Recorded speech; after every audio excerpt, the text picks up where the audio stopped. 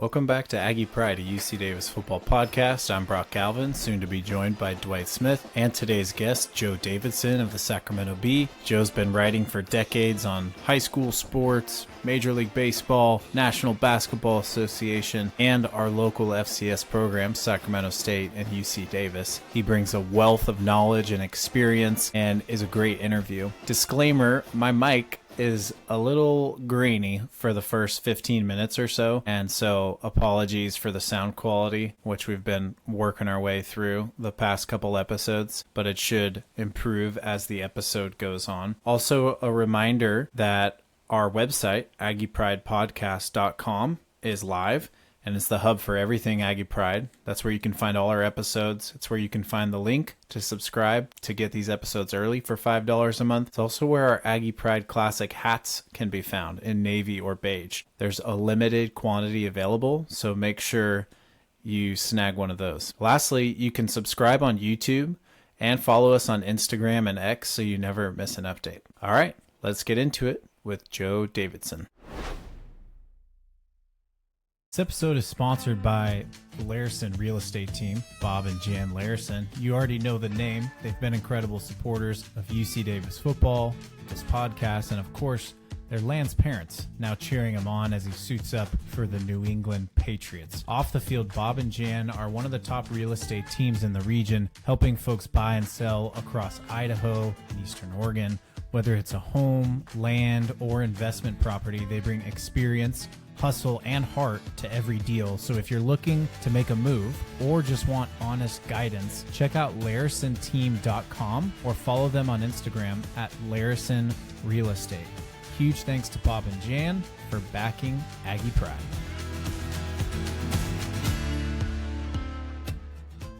Aggie fans, whether you're tailgating at the stadium or cheering from your couch, it's never too early to plan for the future. That's why we're proud to partner with Bold, Paulsner, Maddow, Nelson & Judson, a respected California law firm with decades of experience in estate planning, probate, and elder law. Leading the Sacramento office is none other than Scott Judson, former Aggie Pack MC, past president of the UC Davis Cal Aggie Alumni Association, and a proud UC Davis alum. BPMNJ is deeply rooted in Aggie Pride, with Scott and his father, Craig Judson, the firm's managing shareholder, carrying forward a legacy of UC Davis trust, leadership, and loyalty. Whether you're starting a family, buying a home, managing your assets, grieving a loved one, or planning for the future, Scott and the BPMNJ team are here to guide you through California's estate laws with clarity, confidence, and care. Their services include wills and trusts, powers of attorney, advanced healthcare directives, probate and trust administration and litigation.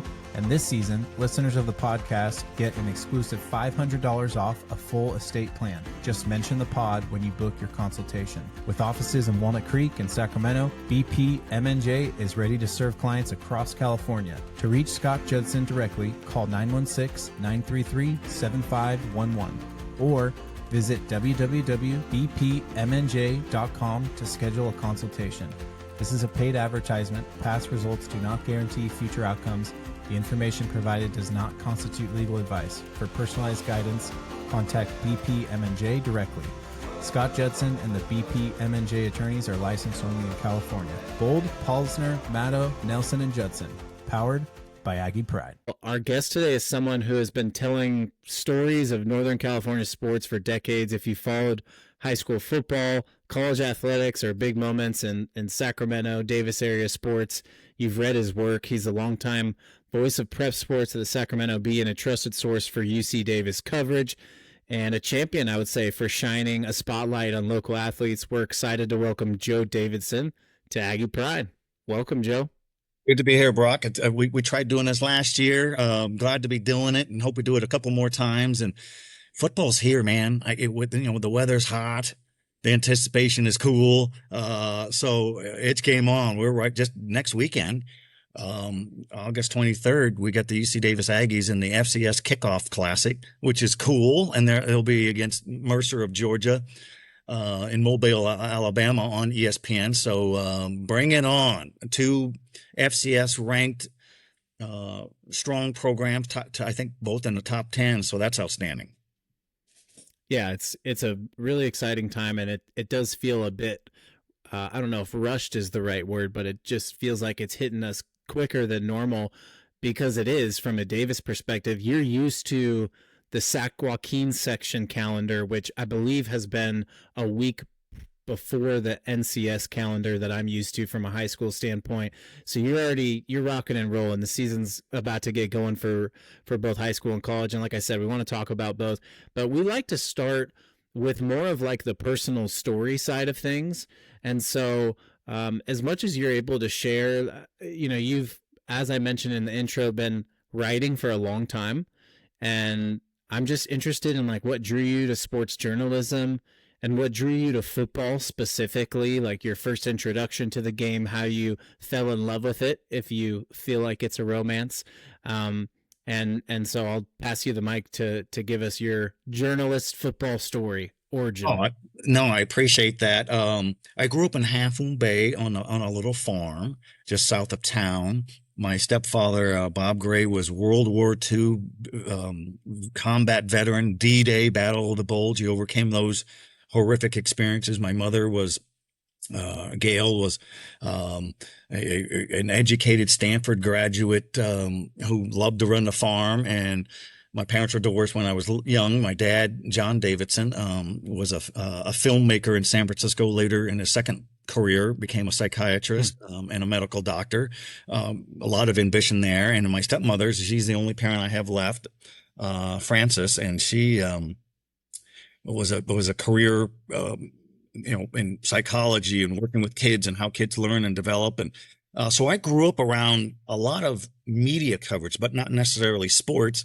I grew up in the 1970s when Watergate was on television, and my parents, whether it was my dad or my mom at two different houses, always had the San Francisco Chronicle, the New York Times, the Los Angeles Times, Newsweek, Time Magazine. Just there was always something. This is all well before the internet. And my high school years were spent up in the Oregon mountains, way up in the northeastern corner of the state, little town in Wallowa County, a little town called Enterprise. And I played high school football there and ran track. We had 46 people in our graduating class. So I grew an appreciation for small school athletics. My dad was living in Davis at that time. He was the head of director of mental health in Yolo County and lived in Davis. And so I graduated high school in 1984, and I came down to Davis to go to college, not at UC Davis, but at junior college and later Sacramento State. And I got a job at the Davis Enterprise. And from 1984, 85, 86, 87, I was working with Bob Dunning, still great friends with him. Tim Oglesby was the sports editor then, still a great friend. He's retired now. And got to know Dave Whitmire, the Davis football coach, Davis High School. And that's where I really got hooked. I'm thinking, wow, you got guys like Mark Hicks and these high school All-Americans. We didn't have that up in Oregon. We had small school guys. So, and then I would go check out UC Davis on Saturdays and at Toomey Field, and I covered a road game up at Nevada in Reno once, and the Aggies were such a big deal, and they're still a big deal, more of a big deal because they've moved up in classification. So I got hooked, and I've been at the Sacramento Bee since 1989. And Brock, I'm still doing the best gig in town. It's the only thing I've wanted to do. I've wanted to cover local stuff, local high school, local colleges, locals who are in the pros or whatever. That's all I've ever really wanted to do. I'm still doing it. For several years, when the Sacramento Kings were coached by Rick Adelman and had Vlade Divac and Chris Webber and Mike Bibby, I was all over the Kings beat. I was doing that and the NBA, but always had a pulse on the local stuff. And so my bosses convinced me I didn't want to do it. Most people would jump on an opportunity to cover the NBA, but I was a guy who was rooted in local stuff. But once I joined under the Kings beat, I got into that. There was a lot of interest because the Kings were global, but have not missed a beat since I've returned to the local beat in 2006. Sometimes I'll do a Kings thing here and there. But high school football, we were talking off the air, Brock, high school football in this region has never been better. It's never been stronger or deeper in the Bay Area or the Sacramento area. I think it's fantastic. We get all these great showdowns, and sometimes our local colleges, UC Davis, Sacramento State, get some of those athletes. I think it's really a great era for Sacramento State and UC Davis. The teams have played 70 years since 1954, and only a couple of times have they ever been good at the same time. So UC Davis was up, Sac State was down. Mm-hmm. I think they've only been in the playoffs at the same time 3 times. And the first time was 1988. And then I think a few years, just 2 times, and then about 3 years ago. Extremely rare. Let's hope that this Causeway Classic, the 71st at the end of the regular season, isn't the last of the series for a good long while. With Sacramento State is bowing out of the Big Sky after 30 years. UC Davis is going to stay in the Big Sky. So Sacramento State wants to go independent schedule, no conference, and try to get up the division or to get up a classification to the FBS. And we'll see. But that's a game that's got to happen. That's got to continue. And it's going to be a little tricky to squeeze it in because it'll be a non-conference game. But those 2 schools need each other. It's good for area football. Yeah. Well, that's an interesting place to land. You start with I'm just going to kind of recap. And I will say this, Dwight Smith, who played and grew up at Davis High School and then played receiver at UC Davis with myself. I'm a Clayton kid. I went to Clayton Valley, and then my dad coached there, my brother coached there, and then I transferred to Concord High. Dwight's going to be joining us, and it looks like he just joined in. Dwight Smith, meet the czar of all things Sacramento area sports, Joe Davidson. Hey, Joe. Dwight, good to see you. Thanks for being on time. Really, we were talking off the air. I said, this thing's just going to go in the ditch if Dwight doesn't get his gear together. No, Well, I'm just kidding. the good news, Joe, is that you be in great hands with my buddy Brock if I weren't here. But we've actually met before, back when I was coaching at Davis High in 2019. The year that we finally won league after a big drought, working with Coach Smite. So I remember seeing you up in the bleachers for 1 or 2 of our games. So it's good to see you again.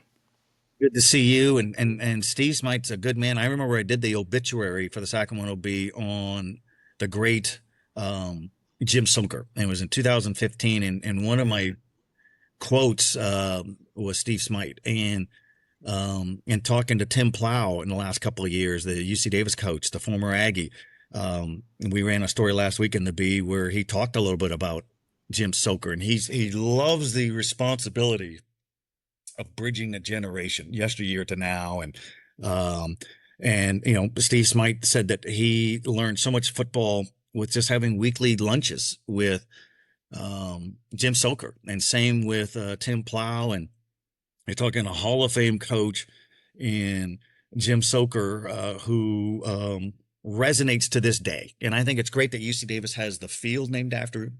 Bob Biggs' name is out there. Bob Foster's name's out there. They have such great tradition.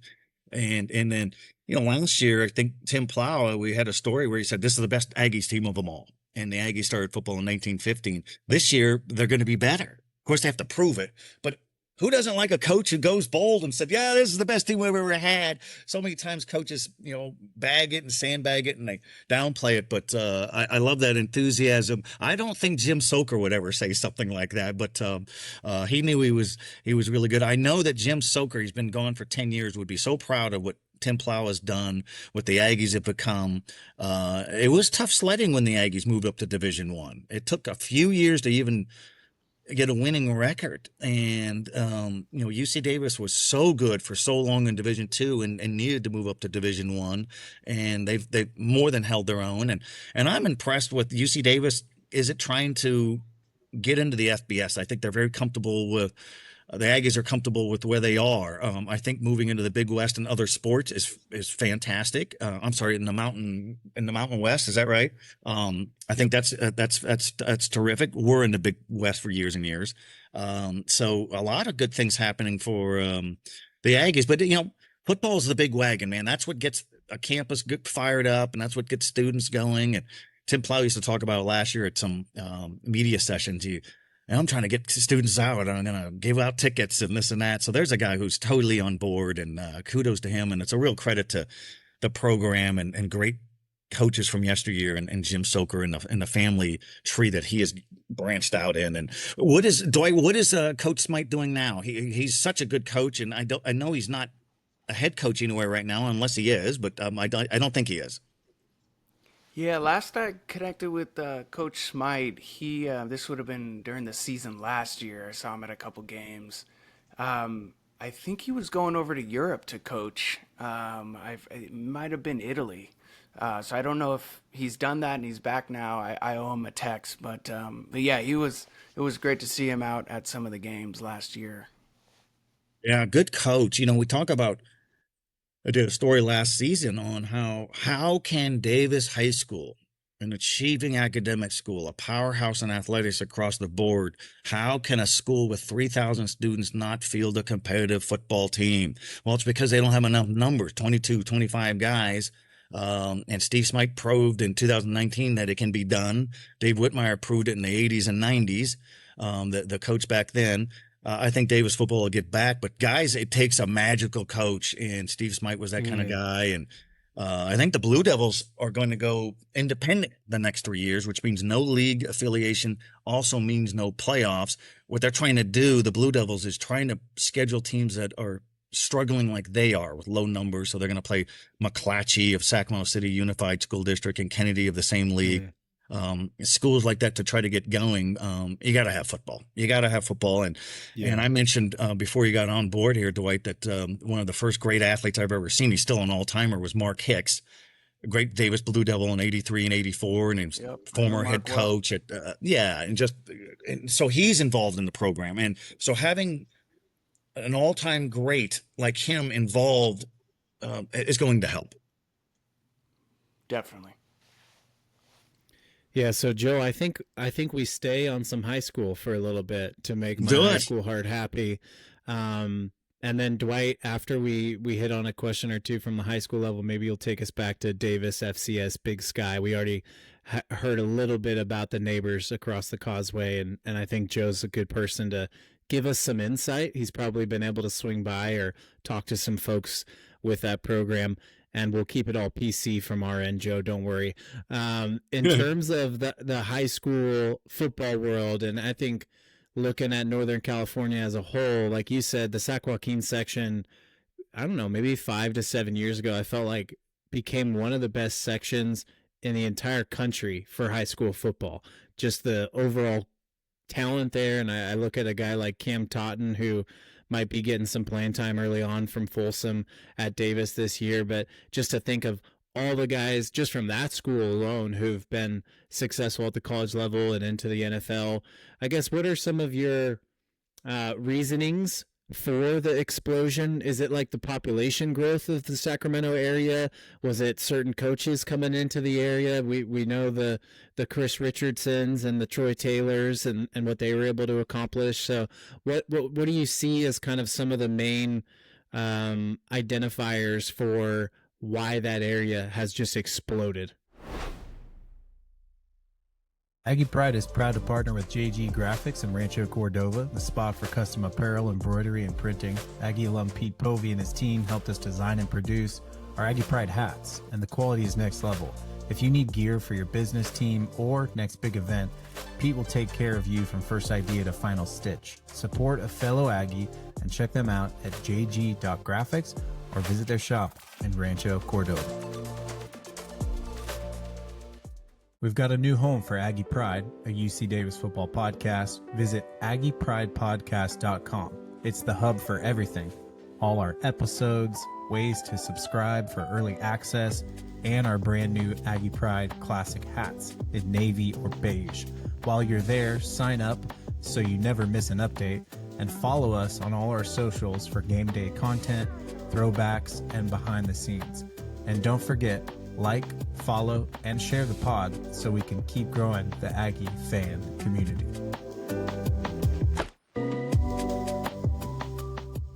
The Aggie Football Fund provides essential gap funding for the UC Davis football program, empowering the team to access vital resources for player development and program success. It also reconnects and engages former football alumni to maintain the legacy of Aggie Pride and perpetuity. Through direct and flexible support, the AFF bridges funding gaps while fostering a thriving alumni community. Visit AggieFootballFund.com for more information.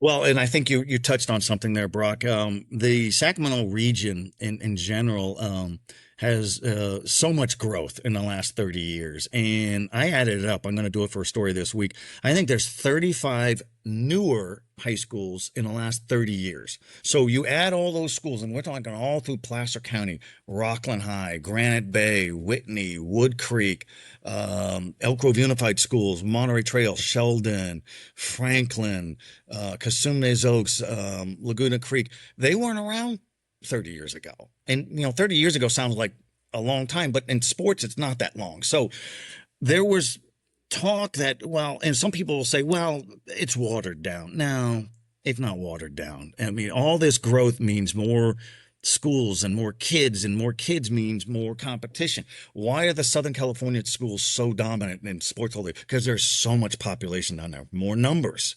And some of these schools that I mentioned, they're 2,500, 3,000 students. They're massive. They're not small schools. And, we look at Folsom. Folsom really rose to power in 2010. It was their breakthrough, won their first of 5 state championships. They've won 12 section championships. They won 4 in a row in section Division I championships, the highest classification.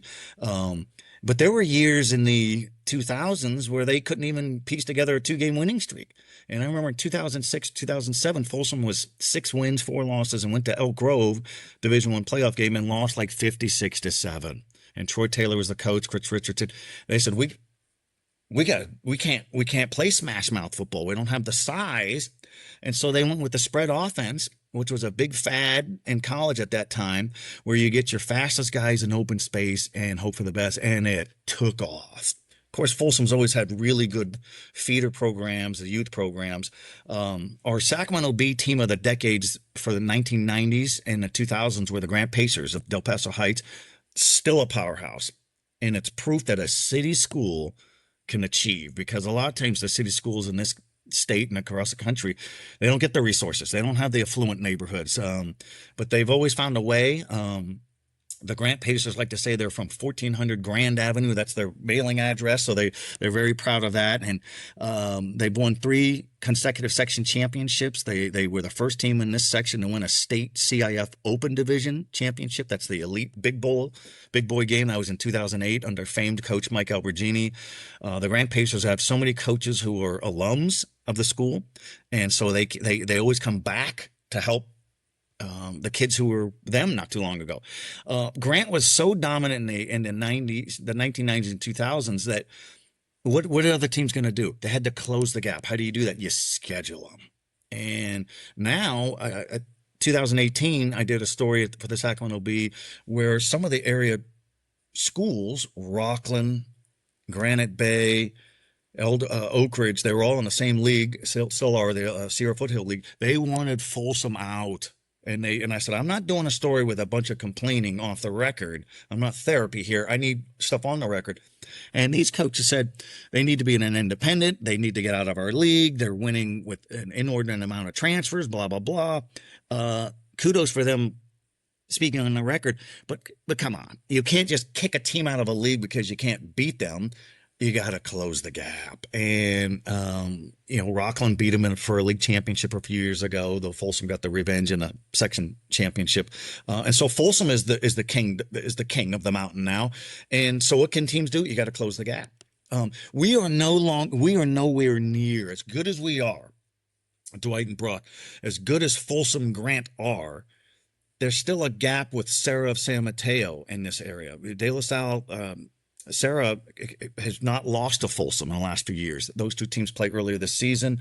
And then there's still a gap with Mater Dei and Bosco, the Southern California.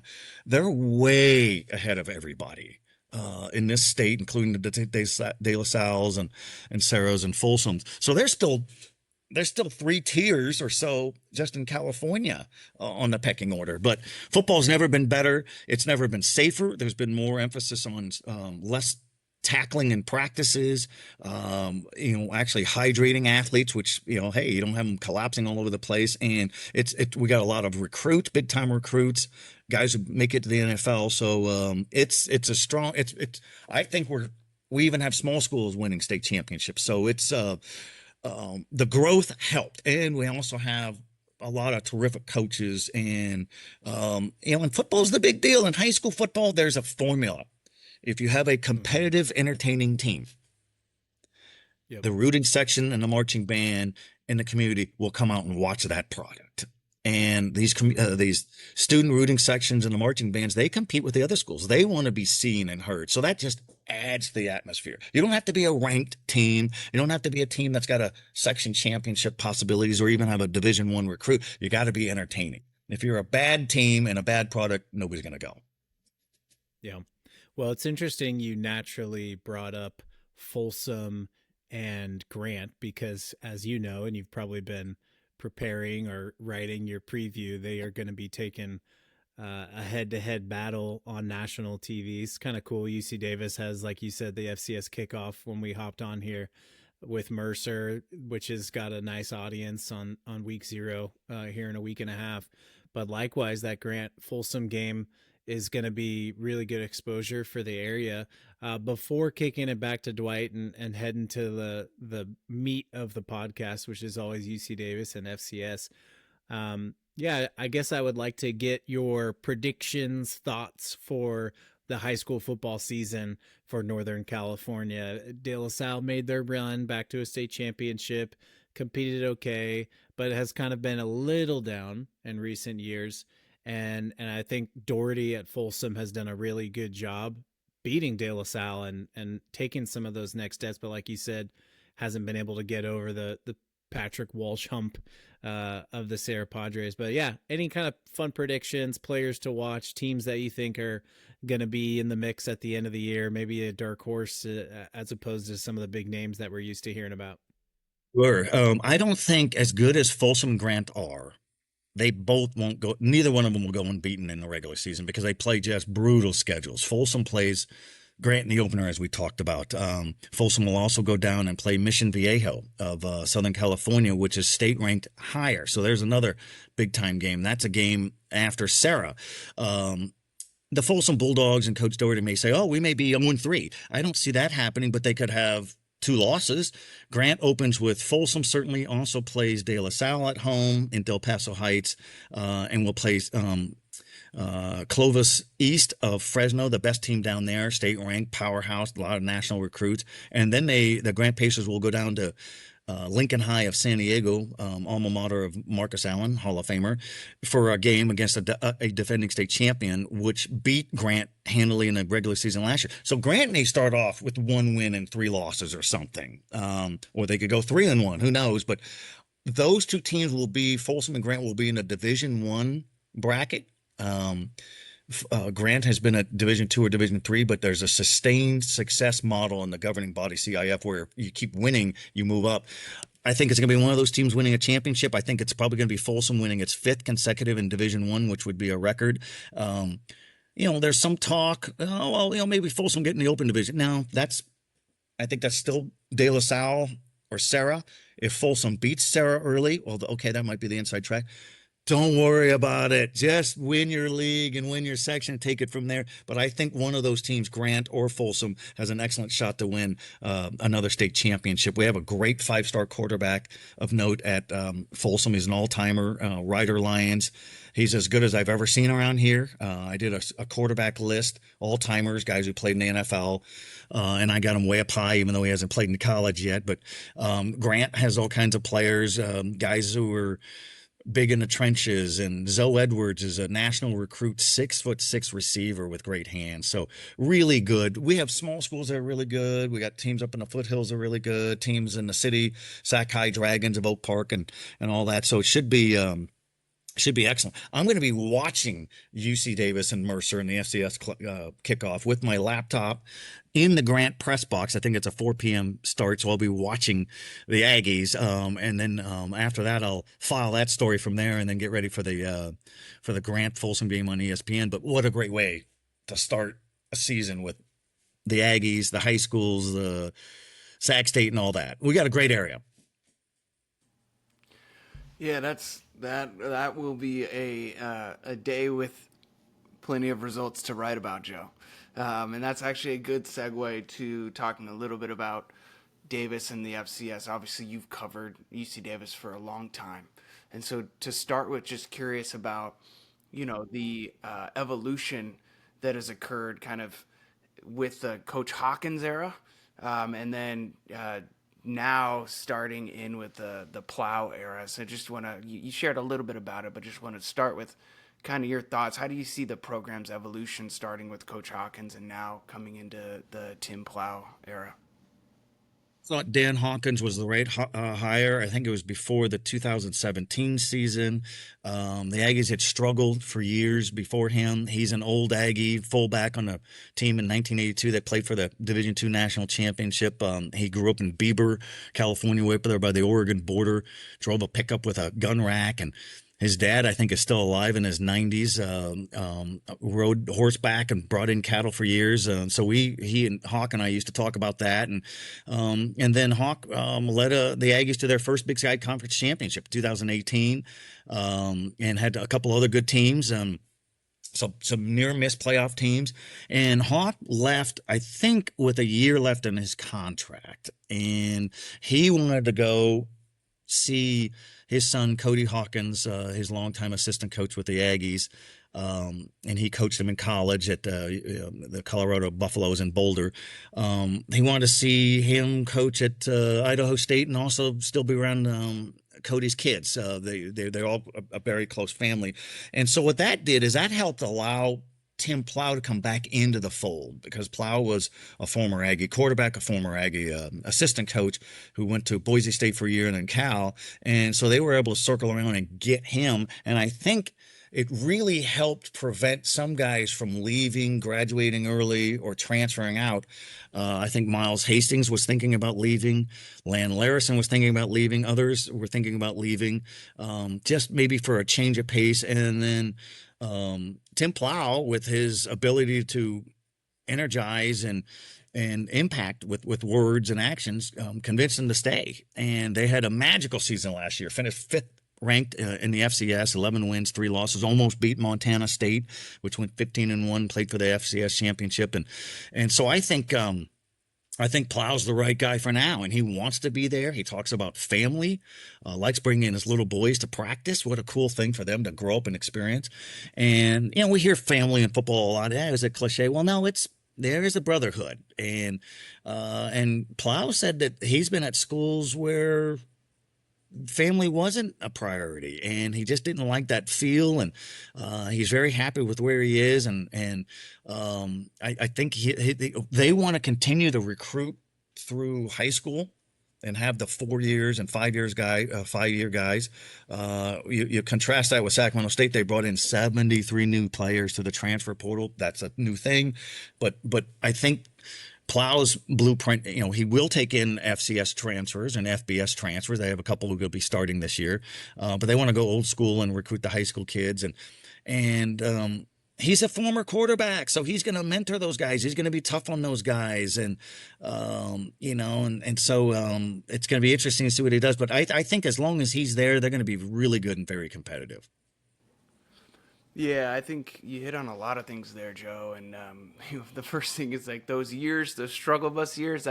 Those are the years that Brock and I played, so we know those years pretty intimately. So it's been exciting to see, right, the growth and the evolution of the program. First with Coach Hawkins, and now with Plough, who was our offensive coordinator. I think our junior or senior year, when he came in and started coaching after he graduated. So it's cool to see him take that seat. And you spoke a little bit about kind of some of the differentiators, right, when it comes to UC Davis football and the program, like what makes them unique. You spoke about the coaching pedigree. You also just mentioned the kind of recruiting strategy. But are there any other things when you think about UC Davis football that makes it unique compared to other FCS programs in the state?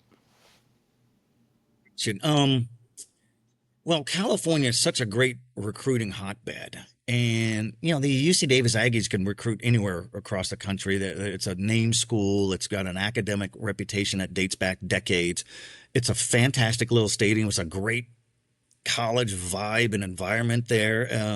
And they've got a remarkable track record of success. And, you can't always think, oh, can you go to the NFL? Yeah, you can go to the NFL. Ken O'Brien was a first round draft pick in 1983, and he's a former Aggie. And, and Tim Plough also has a good point. If you want to come here and play a few years and you want to transfer to an FBS school, they're not going to stop him, not going to try to argue him out of that. Teddy Buchanan was a perfect example. He was a All-American linebacker for the UC Davis, and he transferred to Cal. They wished him well as a graduate transfer. Now he gets drafted. So, the quarterback tradition at UC Davis is a big draw, and I think they always have. That's a big question mark this season, but I think it'll be answered with exclamation points with some of the guys they have there, and there's and I just think Plough's got that it factor on being able to connect with student athletes, and the fact that he's a former Aggie, that's his school. It's where he met his wife, and it's where I think he was the first or second UC Davis player to get a full scholarship when they went to scholarships in the early 2000s. So he's very proud of that. I always teased him. I said, can you run anymore? Can you scramble? You got any lateral movement? Can your arm shot? He goes, I'm finished. I could barely break down film, but he's a good spirit. And I think, with what he did last season, I think the rest of the Big Sky is thinking, we got trouble on our hands with a guy like Tim Plough around. Yeah, and speaking of the Big Sky and then the FCS in general, are there any other storylines or players that you're especially excited to follow this season, Joe? Yeah. Oh yeah, I think FCS football is so good. I think what the Big Sky has done over the years, Montana over the decades, and Montana State and Idaho with its surge, and Sacramento State won 3 Big Sky Conference championships under Coach Troy Taylor in 2019 and a couple after that. I think Sacramento State opens at number 3 ranked South Dakota State, which won FCS championships in 2022 and 2023. Great scheduling right off the bat. UC Davis taking on an FCS top 12 team and Mercer in an opener is fantastic. If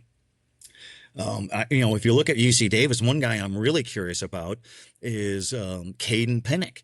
And, it looked like he won the job after spring ball. It's always good to have competition. Grant Harper is in his 5th year with the program as a backup last year to Miles Hastings, one of the all-time greats. Caden Pinnick, I saw him a lot in high school. He's at Del Oro High School in Placer County. Really special athlete. Terrific in basketball, terrific in baseball, has instincts, can run the ball, can throw, lives to compete. Really cool story on how he got recruited by Tim Plough. And Tim, challenged them. They challenged each other. And let's go over film. Let's talk about this. And Caden Pinnick found a way from Loomis to Davis without driving a car. He took the train. And Coach Plough thought there's a unique kind of commitment there. And so they're both stubborn, proud, and I think it's really cool. So they have 2 good quarterbacks.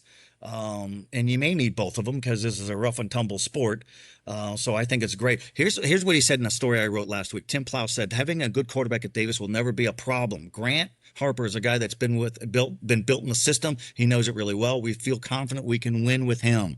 Caden Pinnick is an example of an extremely talented guy, a local product that we know has an amazing future. Is that future now or a year or 2 from now? But we do know he's going to win a lot of games for us. So, yeah. And then the Aggies have all 5 offensive linemen back.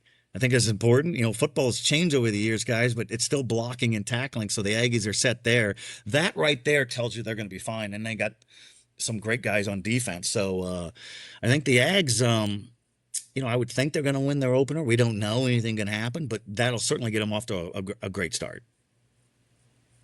Yeah. So Caden Pinnick, local product. I know that you're, I guess, intimately aware of how dynamic he was. Interesting to hear those insights from you in terms of the other sports too. That's something that we've talked a lot about on the podcast that has become really widely accepted and encouraged now by coaches. Like, hey, play a bunch of sports, show me what you can do. And we even had a former Ag who played in the CFL and is now having a successful professional career. Bakari Grant, he's an Yes. Oakland guy in high school, and he got his offer from Coach Biggs by sending in some basketball footage, because back in the day, the VHSs, making a highlight tape wasn't easy, and yet it was those other sports, and I know Caden's huddle tape on football was enough in and of itself. But I want to transition us to another quarterback that I'm very familiar with.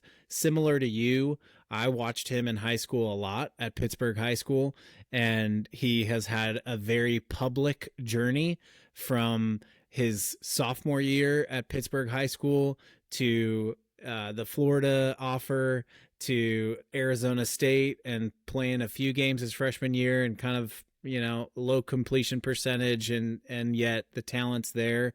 Then he's a backup at Georgia, and now he's one of 73 incoming transfers, like you said. And I will just say this, Dwight, Joe Davidson has the history, or the memory of statistics like a god. I mean, in the last 30 minutes, holy mother, every year to the T, like South Dakota State FCS national championships to Folsom league titles. Like, it is, I just am putting that out there. Incredible that you have all the numbers memorized so well.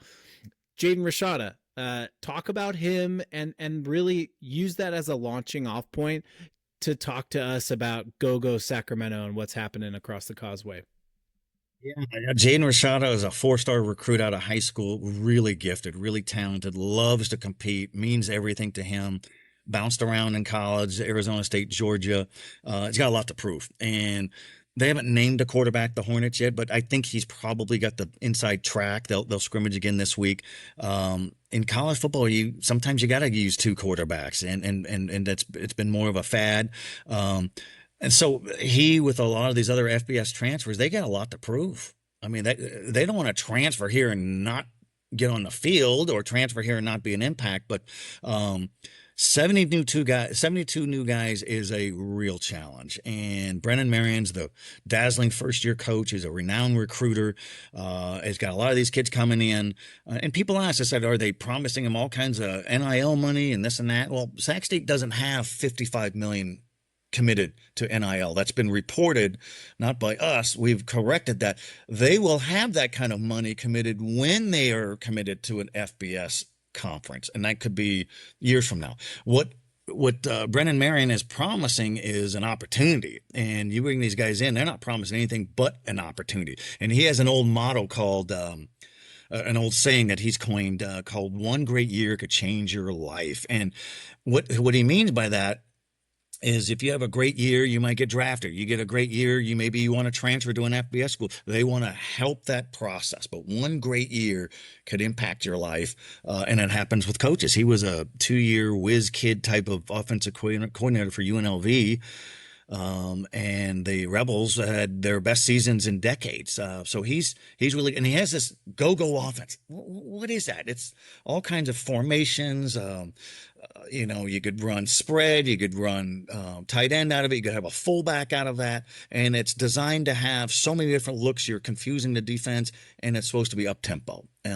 So that'll be curious. What Sac State does have back in stability is 3 starting offensive linemen are back. Chris Richardson's the position coach. We mentioned his name earlier. He was the longtime Folsom coach, so he's been an anchor since 2019 on the offensive line, the coach. And Coach Brennan Marion says this guy's the mayor of Sacramento, so it's good to have a Sacramento coach who knows the region. So we'll see. But I could see the Hornets getting off to a slow start. They'll probably be an underdog at FCS number 3 South Dakota State, a road game, and then they play at Nevada, an FBS school, which had 3 wins last year. A little misleading because they led the nation in most 1-score losses, battled Boise State in a tight game. So, football is weird like that, but we'll see what they can do. But I would anticipate the Hornets having a strong year, making a playoff bid. They will not be in the Big Sky next year. They're going to try to go independent at the FBS level. Independent meaning no conference. So, we'll see. Let's hope Dwight wasn't on board with us earlier when we were talking with about this, but let's hope that the Causeway Classic, it'll be 71 years old at the end of this season. Let's hope we see the 72nd game, because right now scheduling, that might be a problem since UC Davis has already got his non-league locked in. Those are signed contracts. You can't just break those without some kind of penalty in payment. They got to figure out a way, even if it's a 30-minute scrum in a parking lot somewhere. You got to have these two teams play. Yeah. Well, it would be odd. For one, I know that there's been some coverage locally from, I think, CBS Sacramento, or maybe it was Fox I saw online, just saying, hey, the non-conference schedule for Davis is full in 2026. Like, we want to play him. And at the same time, like, we're going to SMU and Stetson's coming to us. And so we'll see. Things can change. These agreements get altered all the time. We were supposed to be playing USC this year, if I'm not mistaken, and they end up just paying us to not even play a game that, you know, ended up getting canceled, which is kind of funny. And I think there was a hefty buyout on that too. That's what I'm saying. Yeah. 300, 500,000 or something. And, yeah, you're not going to say no to that, but no, I hear what you're saying. They'll figure it out. You know, rivalries are big everywhere, and it's big for this region. You know, 71 years is a long time to have a series. So, you know, got to find a way. Well, and I will just add this before asking you another question. I've shared it many times on the pod. I married into a Texas Longhorn family. First time ever, #1 AP top 25 preseason for Hookem. And they didn't play A&M for almost the last decade. And so we're looking at tickets for Thanksgiving week, and they start at $650 at DKR. So won't be going to the game, but that's an example of, like, you think A&M and UT would just play every year. They're two of the biggest brands in college football history, and yet they didn't. And so there's nothing guaranteed. When Scott Marsh told us a month or so ago when he came on, it could be the last one ever or for a while. I'm listening to that for the first time, having it nowhere on my radar. And I'm like, what? Yeah, right. We're going to play it. But the more I think about it and the more I kind of hear and see some of the smoke, the more I doubt. In terms of the journalism, Joe, you said you worked the Kings beat, and, you know, there's always opportunities, similar to like a Jim Soker. There were opportunities for him to do other things, and yet, like Jim, you've decided, I want the local story. So with that in mind, what are some athletes or some programs, maybe not the Folsoms or UC Davis even, that are on your radar that you've been working on, and maybe even like peel back the curtain for a couple guys like us who are babies in the media industry? And how long, or what's your process like to developing the relationships or the stories that you want to tell each and every year from a football standpoint? A lot of it, and I talk to college campuses, or UC Davis students, or Sac State students, or high school students, and I always tell them, I said, you know, especially in sports, we're not covering congressional hearings. We're not covering city council meetings. We're not covering homicides or protests or raging wildfires. We're covering sports. So, you know, one way I've cultivated sources over the years is by having conversations with these people. And, you know, Tim Plough is a perfect example. We'll talk about his little boys, you know, his own sons. We'll talk about, you know, real life. I used to do that with Kings coaches and Kings players. And, you know, I will blend those elements into game stories, or features or profiles, because it humanizes these things. And, you know, they are in shoulder pads and helmets, but they are people, and they're interesting. And the Aggies are always interesting student athletes because they're incredible majors. You know, hey, what's your GPA and what do you? Oh, I'm a biochemistry major or whatever. Just stuff I could never comprehend. So, you know, and I got to know Troy Taylor over the years, and I just did a big story. We had a breaking news story, or kind of an exclusive, more rather, a week or two ago, where he and I talked, and he is suing ESPN for the reporting on his firing at Stanford, and his issue wasn't with Stanford. He got bought out for his contract. There was a confidential workplace investigation that was conducted.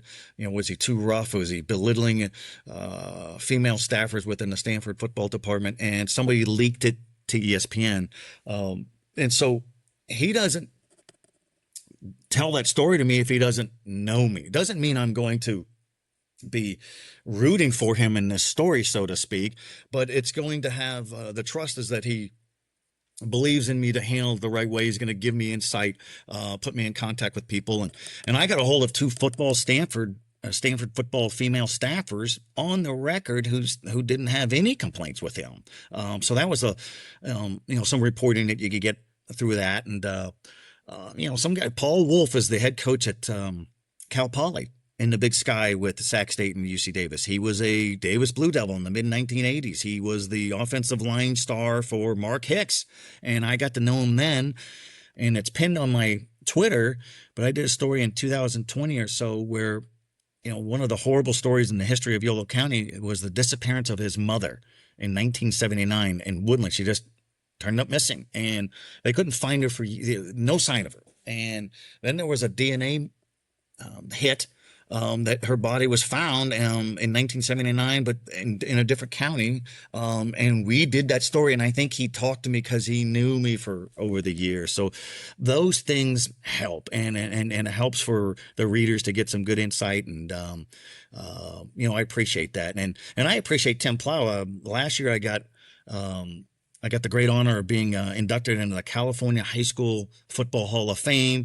My mugshot and my pedigree, I didn't make any blocks or tackles, but I reported on people who did such, is on display in the Rose Bowl. And so after an Aggies game, Plough opened up his media conference and acknowledged that. And I signed an autograph for him and I left. No, I didn't. I'm just kidding there. But no, that was really cool. So mutual appreciation there. And and I appreciate coaches like Tim Plough because he speaks glowingly in victory and he'll speak in defeat. That's real leadership. We've had local coaches over the years who won't do it in defeat, which is, come on, they won't bring any players out in defeat. That's part of sports. It's part of life where it's not always peaches and cream. So I embrace my role in local community. I'm proud of it. I enjoy doing it. I tell people I'm just getting warmed up. I got another 30 years in me. We can do it. But so no, it's been great. And I went to Davis a couple weeks ago, checked out the Aggies practice, and had a 3-hour lunch with Bob Dunning.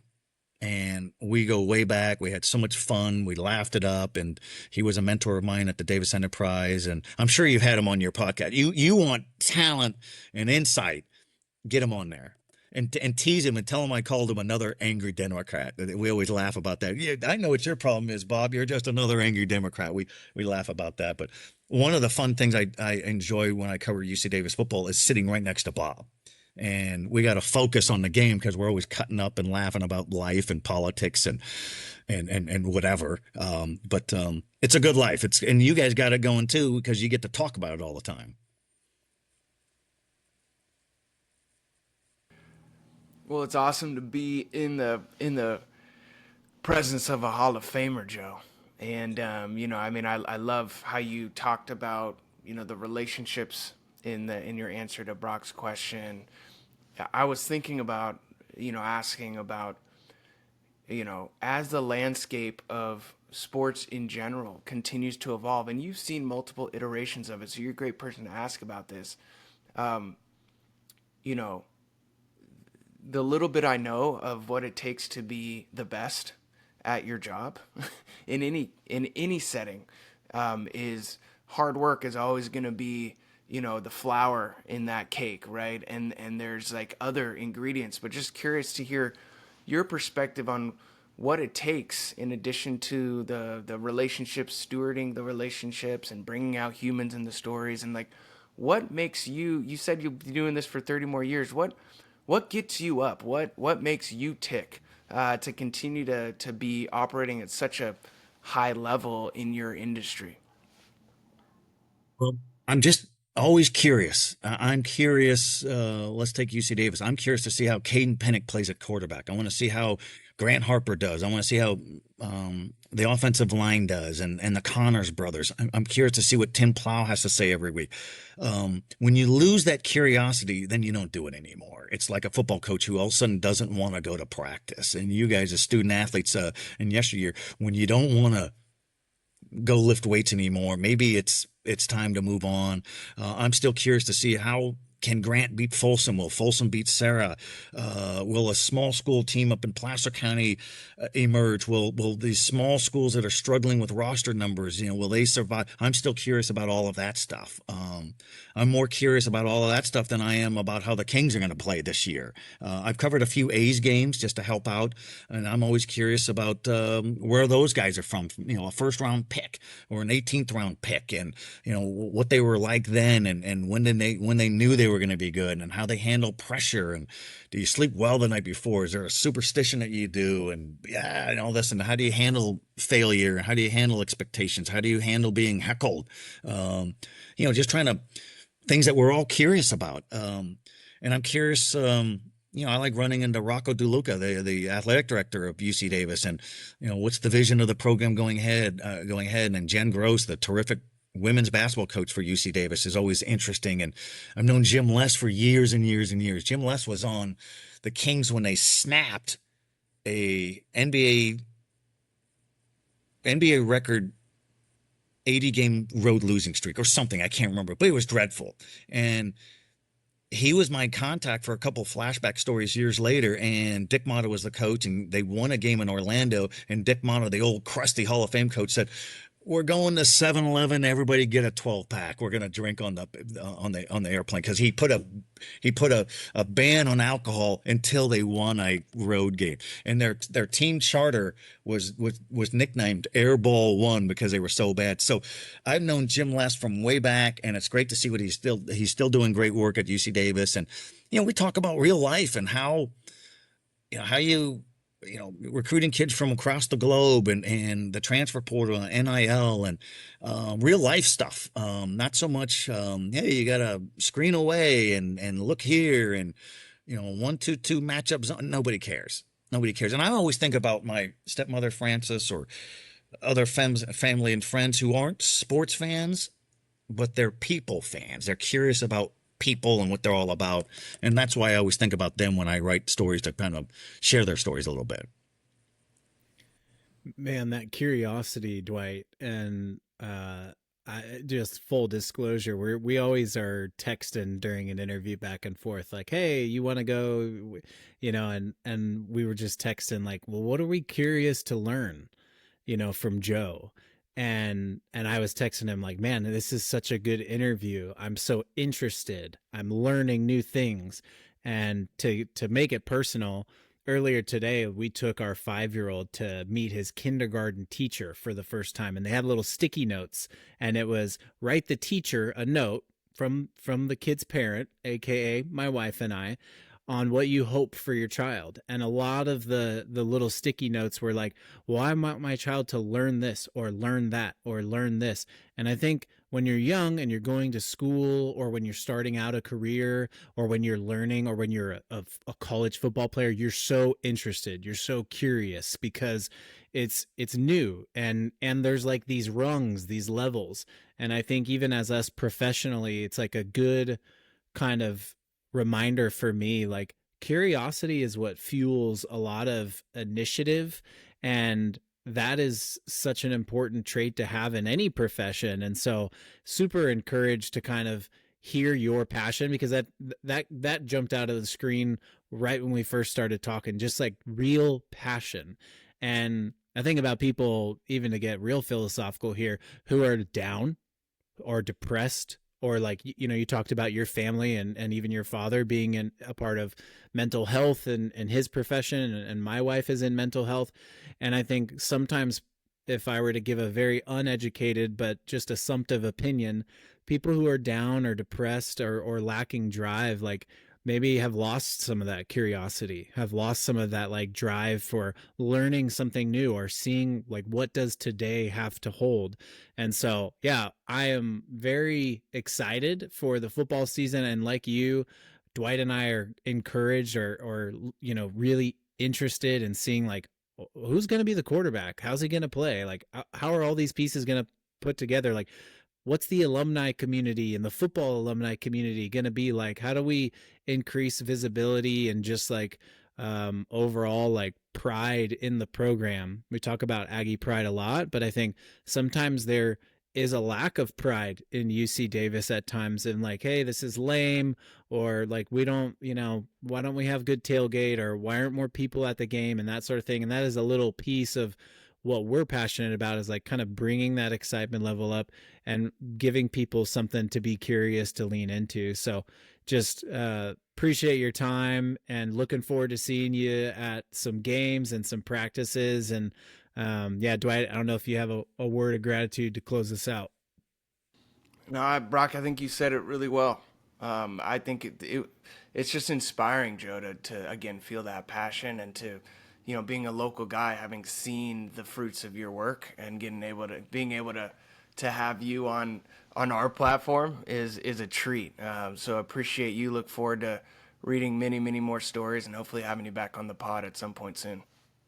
We'd love to join you back on the pod. We'll have some games under our belt. And, when we had the COVID year and we didn't have any sports, I told my bosses at the Sacramento Bee, I said, well, I'll tell you what, I'll do stories on mom and pop restaurants and, the hardware store, the locksmith, these people who are trying to family operated, they're trying to stay afloat. And it wasn't sports, but it was still interviewing. It was still having conversation. It was still learning about the people and how they met their wife and how they handle the pressure of COVID and blah, blah, blah. And, I was really proud of that work, but my heart's always with sports. And so it's great to join you guys. I'm looking forward to a big season across the board, and glad to join you guys anytime. If I see you in practice, we'll say hello, and I don't get delayed like Bob Dunning. He's signing. Anytime Bob Dunning's late to a game, he's never late to a game, but he gets up to the press box later. People say, hey, is Bob Dunning here? I said, yeah, he's probably in the parking lot taking selfies and signing autographs. He's a man of the people. So I'm not quite Bob Dunning, but if I could do it as long as he has, then I'll be very proud. Well, you're a Hall of Famer legitimately, and definitely someone that we enjoy reading your material and content you put out. So thanks again, and we'll catch up soon, Joe. You got it. Thanks, guys. That's going to wrap up our conversation with Joe Davidson from the Sacramento Bee. Huge thanks to Joe for sharing his insight on Davis football and high school sports across Northern California. Remember to check out AggiePridePodcast.com, our hub for all things Aggie Pride. You'll find every episode, exclusive content, early access for just $5 a month on Spotify, and our Aggie Pride Classic hats in navy or beige, and trust us, they're as good as they look. Be sure to subscribe on YouTube and follow us on Instagram and X so you never miss an update. Share the show with another Aggie fan and help us keep building the community and building the momentum. Thanks for listening, and as always, go Eggs.